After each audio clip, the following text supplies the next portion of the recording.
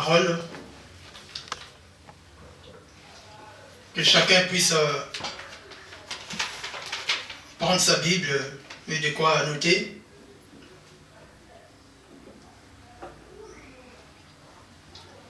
Donc, si on ne note pas, c'est qu'on comprend qu'on n'est pas intéressé par la parole de Dieu. Là, on n'a pas besoin de la prophétie. Hein. Donc, quand quelque chose t'intéresse, tu dois noter. Quand ça ne s'intéresse pas, on ne note pas.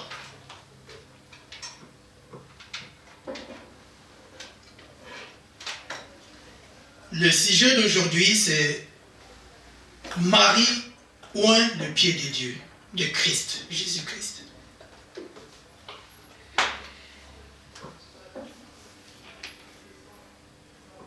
Marie que je suis en train de parler, c'est Marie de Magdala.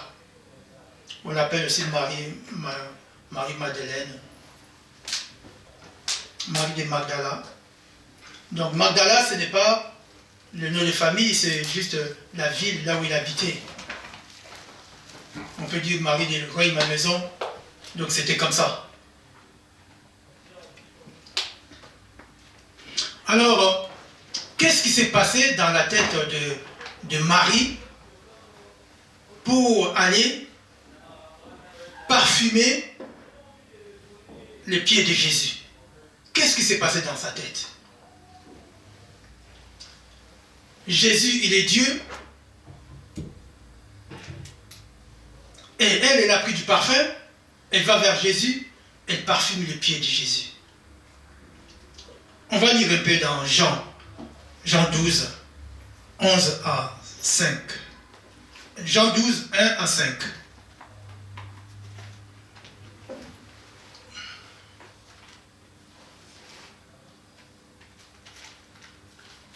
Jean 12, 1 à 5.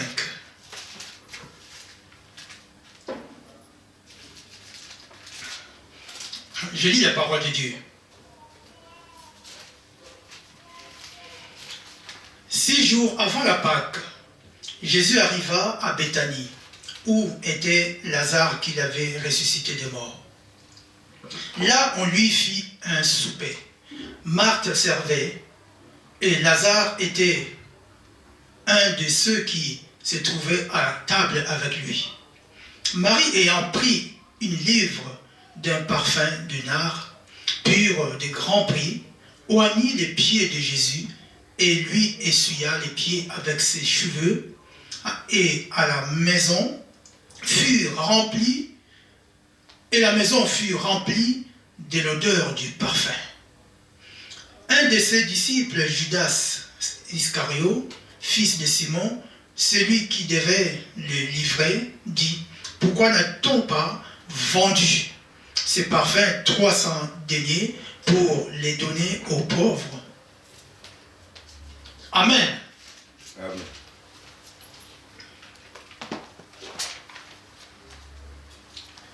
Qu'est-ce qui s'est passé dans la tête à Marie, qui s'est permis de mettre de parfumer les pieds de Jésus? On va aller un peu dans l'Ancien Testament pour essayer de comprendre. L'Ancien Testament, Exode 35, 3. Exode 35, 3.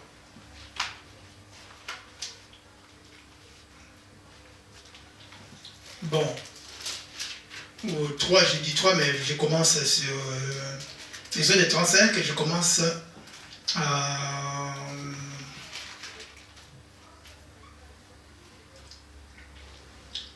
7. 35, 7, à partir de 7.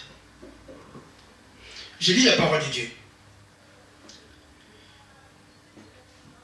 Des peaux de bélier teintes en rouge et des peaux de dauphin du bois d'acacia.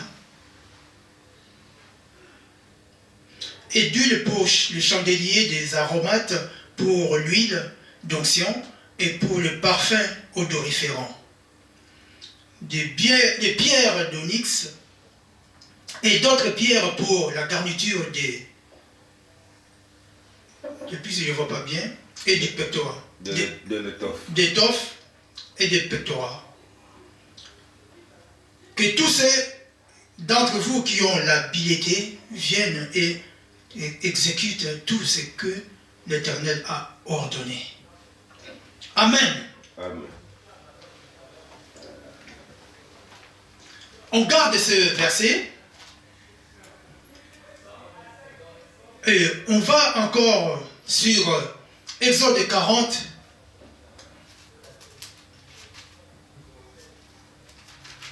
Exode 40.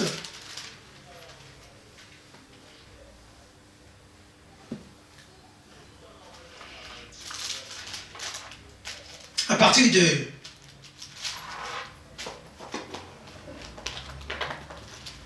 de 22, 40, 22, à partir de 22, il plaça la table dans la tente d'assignation à côté du septentrional du tabernacle en dehors du voile. Et il y déposa en ordre les pains devant l'Éternel comme l'Éternel l'avait ordonné à Moïse. Il plaça les chandeliers dans la tente d'assignation et dans la tente d'assignation en face de la table du côté méridional du tabernacle. Il en rangea les lampes devant l'Éternel comme l'Éternel l'avait ordonné à Moïse. Il plaça l'autel d'or dans la tente d'assignation devant le voile et il y fit brûler les parfums odoriférants comme l'Éternel l'avait ordonné à Moïse. Amen. Amen. Je continue. Il plaça l'autel des holocaustes à l'entrée du tabernacle et de la tente d'assignation et il offrit l'holocauste et l'offrande comme l'Éternel l'avait ordonné à Moïse. Amen. Amen. Alors, ça veut dire quoi? Dans ma lecture, vous avez vu septentrion. Septentrion, ça a un rapport avec le nord. Donc là, c'est la composition, l'emplacement de la table d'assignation. Mais je ne vais pas vous rentrer dans ce genre de détails-là pour ne pas vous embrouiller. Ce n'est pas ça le but aujourd'hui. Mais c'est pour vous montrer juste comment que Dieu a prévu dans l'ancien temps, comment l'importance de l'adoration.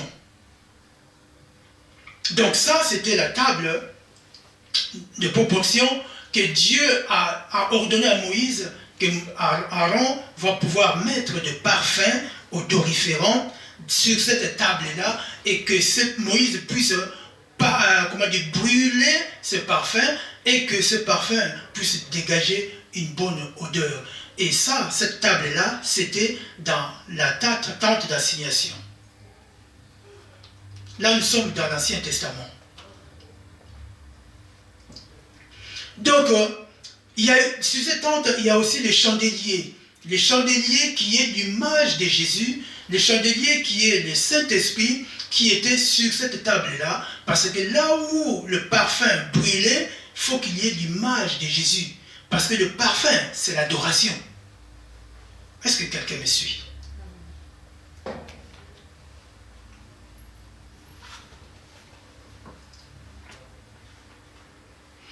Donc, cette table-là, quand je vais rentrer dans l'histoire de Marie, je vais essayer de développer c'est quoi cette table-là que Dieu a ordonné à Moïse de faire. Moïse a respecté à la lettre cette table-là. C'est une table qui était complète. Il y avait le Saint-Esprit, il y avait la parole, parce qu'il y avait les pains des proportions, qui est la parole, et il y avait le parfum, l'adoration, sur cette table-là, dans le tabernacle.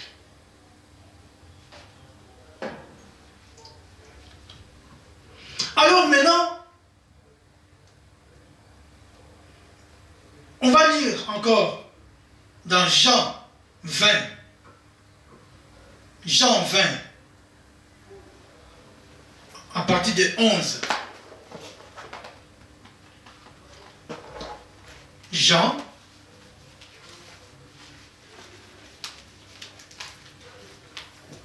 20, 11 à 18.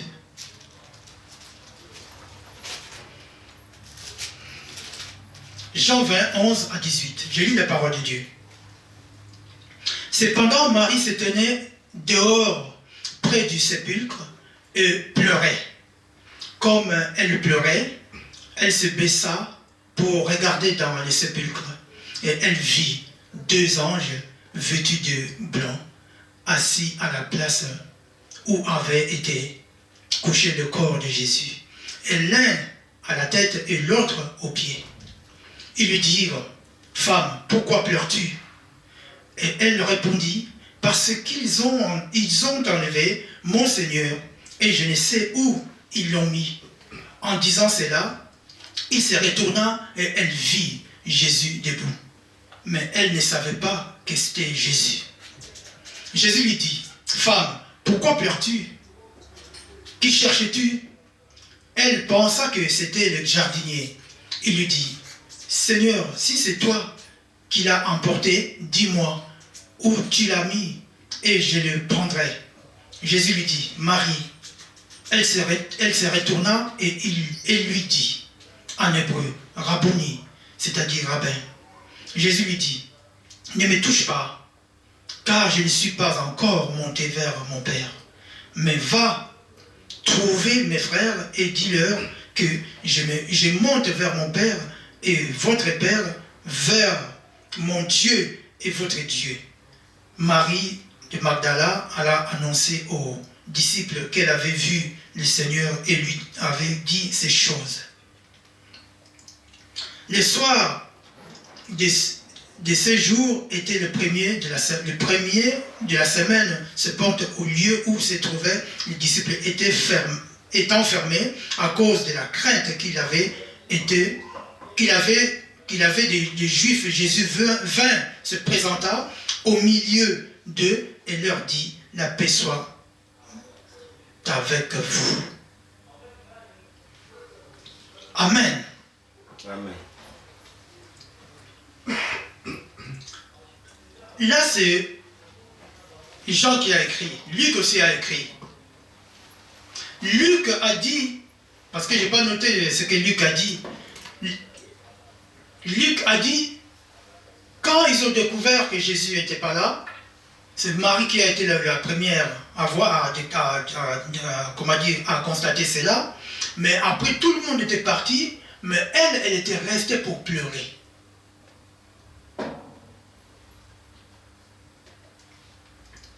Alors, vous croyez que c'est par hasard que Marie a été la première personne à voir la résurrection de Jésus? Ce n'est pas par hasard.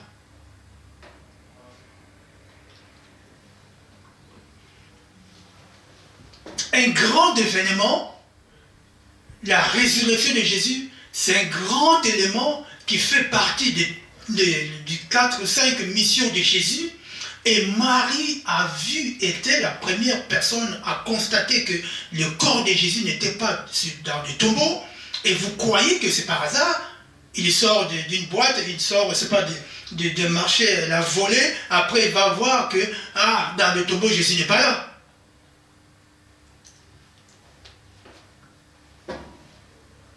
Cet événement-là, qui est un événement très spécial, qui est arrivé qu'une seule fois, ce n'est pas tout le monde qui peut voir ça. Je reviens là sur Jean 1, 5 pour développer ma pensée. Jean 12, 1, 5.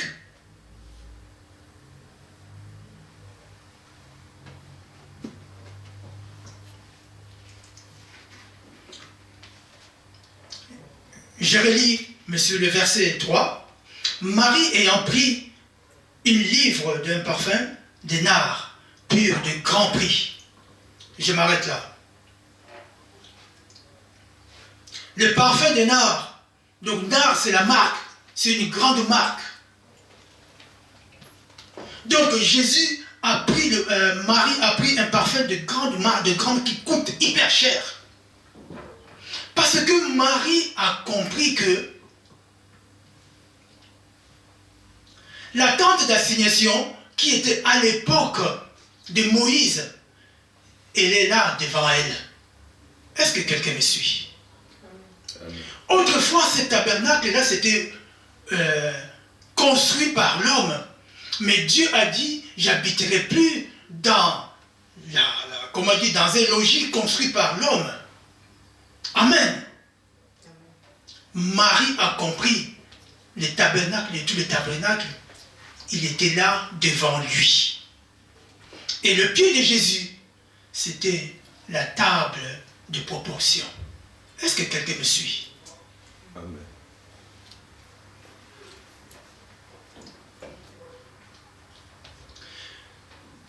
Dans le livre de Psaume 119, Psaume 119, 105, quand la parole dit, ma parole est la lumière qui éclaire vos sentiers. Amen. Marie a été éclairée par cette lumière-là. Marie a compris que Jésus-Christ est le chemin. Pour faire un chemin, c'est à travers les pieds. Croire en Jésus, c'est un chemin que tu as pris. Marie a compris que si je me rabaisse sous les pieds de Jésus, c'est le salut. La révélation que Marie a eue, son frère Lazare, lui, il s'occupait des hôtes. Et Marthe, elle, c'était la cuisine. Mais Marie, au pied de Jésus. C'est en étant au pied de Jésus qu'on est sauvé. C'est en étant au pied de Jésus qu'on apprend. C'est en étant au pied de Jésus. Et quand on est triste, on vient au pied de Jésus pour être consolé, que le cœur de Jésus puisse nous faire du bien. C'est en étant au pied de Jésus qu'on adore Jésus-Christ de Nazareth. C'est au pied de Jésus. Parce que l'autre fois, pour adorer Jésus, Moïse, Aaron allait dans la tente d'assignation pour brûler les encens, pour brûler les parfums, pour que ce parfum puisse monter au ciel. Or, la tente d'assignation est là. Marie l'a compris, il a dit, la tente d'assignation c'est ça. Alors moi je vais prendre un parfum de grand prix, je vais jeter sur le pied de Jésus-Christ. Qu'est-ce qui s'est passé dans la tête de Marie? Parce qu'il n'y a personne qui a fait cet acte-là. Et regarde, même, il y a eu Judas Iscario, lui a dit, mais ce que tu fais là, mais c'est pas bon. Ce parfum, on aurait dû le vendre. Regarde-moi, quand tu fais quelque chose pour Dieu, il y a toujours un renard à côté. Toujours. Dans la famille, il y a des renards, au pluriel. Au travail, il y a des renards. Partout, il y en a. Vous savez, les cheveux. Les cheveux, c'est la gloire d'une femme. Coupe les cheveux d'une femme, je pense qu'elle ne va plus te parler. Marie, elle a compris. Mes cheveux, c'est rien devant la puissance de Jésus. Elle a pris ses cheveux pour essuyer les pieds de Jésus. Là, elle a fait fort.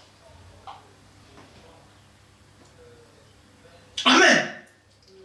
Là, on voit l'humble dévouement de Marie, la simplicité, la manière que Marie considérait Jésus. Donc, pour lui, Jésus était un être plus précieux qui était en face d'elle.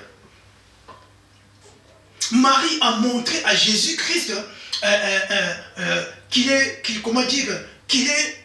au-dessus. Ses cheveux, c'est rien.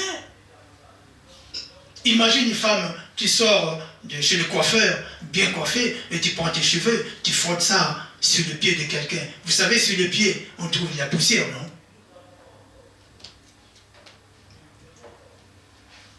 On trouve de la poussière. Mais Marie a eu de la révélation. Marie a compris que c'est ma tête qui a de la poussière. Et moi, je vais souiller mes cheveux sur ces pieds-là pour que la poussière, c'est quoi?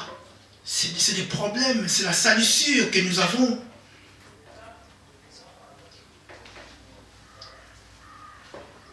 Qu'est-ce qui s'est passé dans la tête de Marie pour parfumer les pieds de Jésus, pour essuyer les pieds de Jésus? Un acte que personne n'a jamais fait.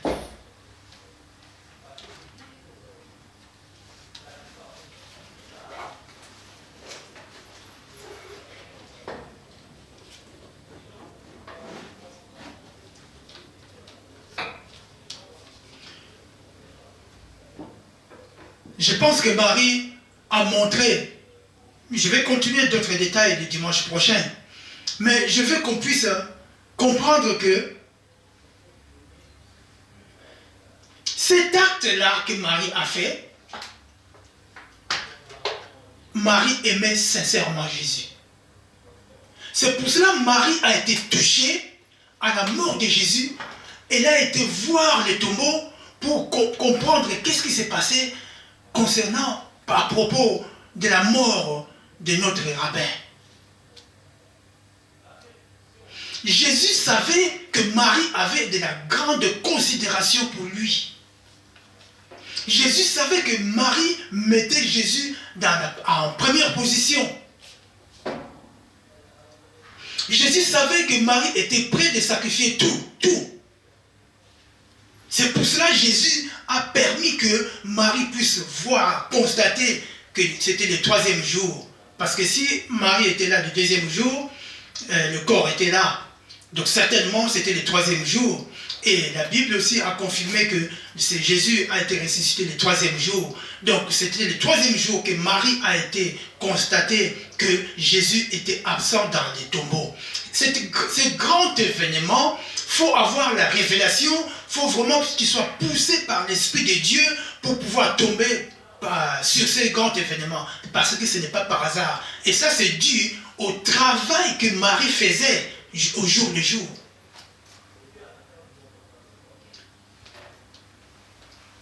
Ça, c'est le travail de la sainteté. Et quand on aime Dieu, on peut tomber sur des choses comme ça. Ce n'est pas un hasard. Cela ne veut pas dire que Marie était juste quelqu'un qui remplissait les chaises, qui regardait comme ça. Non, elle a été active sur les choses de Dieu.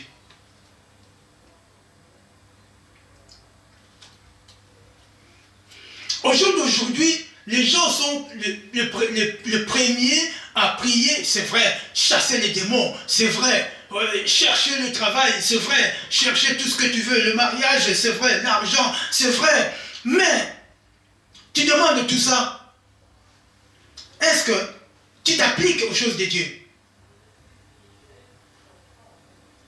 C'est ça ma question. Est-ce que tu t'appliques aux choses de Dieu? Marie était quelqu'un qui s'appliquait.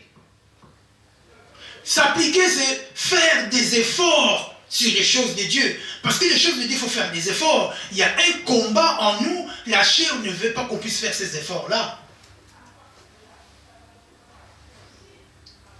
S'appliquer, comme j'avais noté ici, c'est porter attention à une action quelconque. Il faut porter attention. Il y a beaucoup qui ne portent même pas attention sur les choses de Dieu. Tu parles, ça rentre sur l'oreille gauche, ça sort sur l'oreille droite plutôt. Mais Marie portait attention sur les choses de Dieu. Et Marie aussi passait, comment dire, en exécution sur les choses de Dieu. On ne peut pas voir cette idée-là d'acheter un parfum qui coûte cher et de jeter ça aux pieds de Jésus. Frère, tu vas vers Paris, vers la place Vendôme, tu achètes un parfum qui coûte je ne sais pas, 30 000 euros, 50 000 euros, et tu vas jeter ça au pied de quelqu'un. Je pense que tu ne vas pas faire. Je ne sais pas si tu pourras le faire. Parce que le parfum que Marie a jeté au pied de Jésus, c'était un parfum qui coûtait hyper cher à l'époque.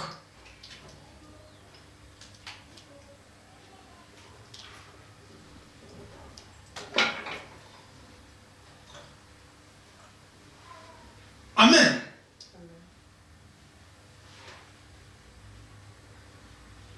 Qu'est-ce qui s'est passé dans la tête de Marie?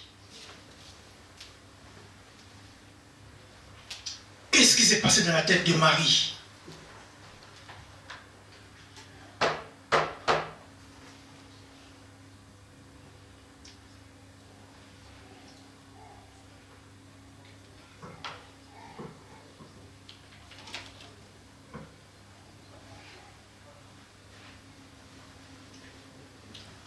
L'adoration. J'avais dit tout à l'heure, c'est bien de prier, de demander. Mais si tu ne t'appliques pas aux choses de Dieu, si tu as l'attitude de Judas Iscario qui a dit que, mais le parfait là on peut le vendre, trouver l'argent, on peut vendre ça et trouver l'argent.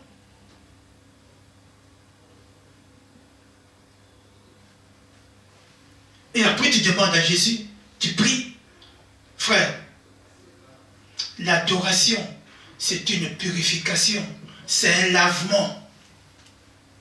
Quand tu viens auprès de Jésus, l'Esprit de Dieu va te purifier, l'Esprit de Dieu va pouvoir enlever les impuretés qui se trouvent en toi, parce que tu es fidèle à ton Dieu, tu te rabaisses, ça enlève les impuretés qui se trouvent en toi. L'adoration, c'est l'humilité, l'attitude de quelqu'un qui est dévoué, quelqu'un qui est humble. Et je pense que à travers cela, Dieu pourra te bénir. Parce que beaucoup font des erreurs. Ils passent directement en demandant.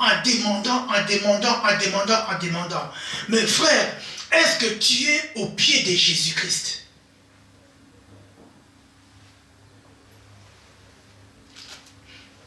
Est-ce que tu es en communion avec le Jésus-Christ? Quel est ton rapport, l'état de ton rapport avec Jésus-Christ? Parce qu'il faut que le parfum dégage une bonne odeur. Comment un parfum de quelqu'un qui est tout le temps demandeur, mais venir au pied de Jésus-Christ, tu ne veux pas. C'est rabaisser devant Jésus-Christ, tu ne veux pas. S'appliquer aux choses de Dieu, tu ne veux pas. Mais tu es la première personne qui est demandeur.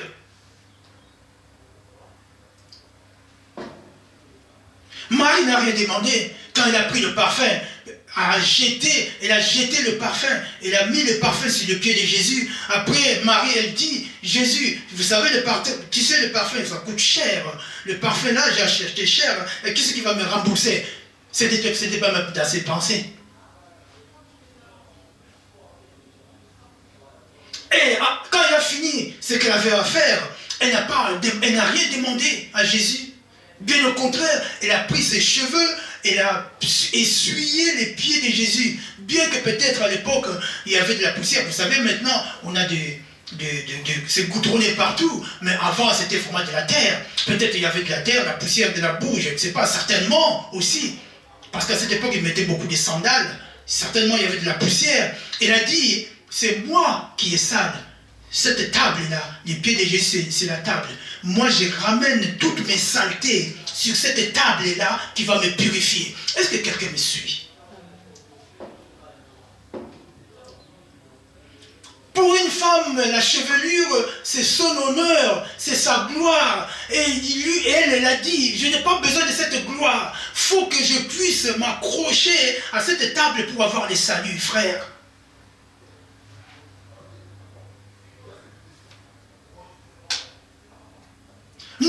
s'accroche aux choses qui nous empêchent de bénéficier de la gloire de Dieu. On s'accroche à cela. Marie a dit, je n'ai pas besoin de m'accrocher à la coiffure de ma chevelure. Je vais frotter, essuyer les pieds de Dieu.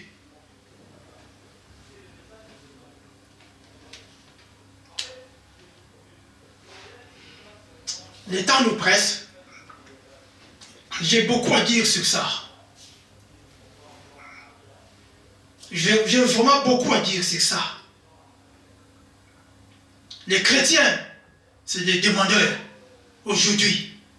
Mais ils ne savent pas que quand on est au pied de Jésus-Christ et on sacrifie quelque chose de grand prix, ça peut payer plus que par rapport à ce que toi tu vas demander. Comment Marie peut être la première personne à constater la résurrection de Jésus? Vous croyez que c'est par hasard? Quand tu mènes une vie de sainteté, une vie de piété, une vie de crainte et d'obéissance de Dieu, tu peux voir les choses que les autres ne verront pas, frère. Amen. Ce que Marie a vu, les autres ne l'ont pas vu.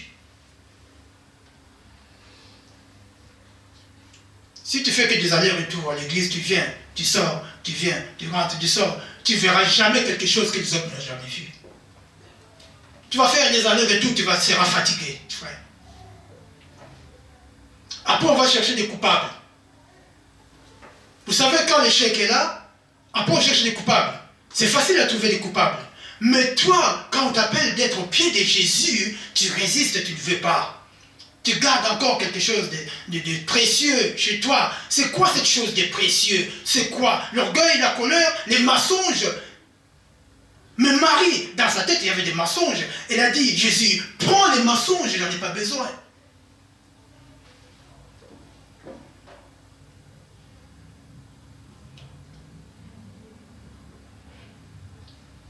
Par jour, tu peux mentir même 50 fois.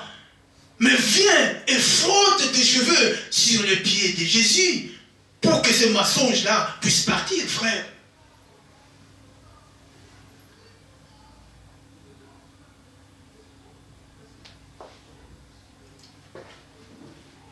Il y a un verset dans le livre d'Exode, Exode 40, je crois, 40 ou 35, quelque part, qui nous dit,